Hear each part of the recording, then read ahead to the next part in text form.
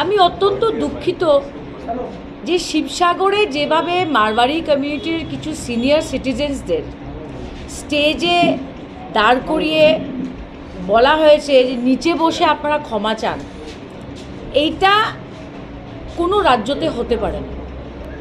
আবার বলা হচ্ছে এটা নাকি ভলেন্টারিলি করেছে। আপনারা চিন্তা করেন, এই ধরনের প্রোগ্রাম করে একটা মন্ত্রীর সামনে যদি একটা কমিউনিটিকে বলা হয়, আসামের রুল অফ লটা কোন পর্যায়ে গেছে।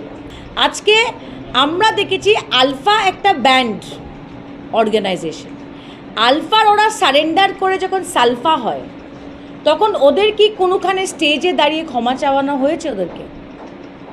আমি প্রশ্ন করছি কেন না। যদি মনে হয় যেটা ঠিক যে কমিউনিটির একজন দোষ করলো সমস্ত কমিউনিটিকে ক্ষমা চাইতে হবে, তবে আমার প্রশ্ন থাকলো ওদের কাছে যারা এই প্রোগ্রামটা করেছেন একটা মন্ত্রীকে সামনে রেখে, যে আলফা 4,500 মানুষ না কত মানুষের হত্যা হয়েছে এটা অমিত শাহ বলেছেন, ওদেরকে কি কোনোখানে ক্ষমা চাইতে হয়েছে সালফা হওয়ার পরে? হয়েছে নাকি?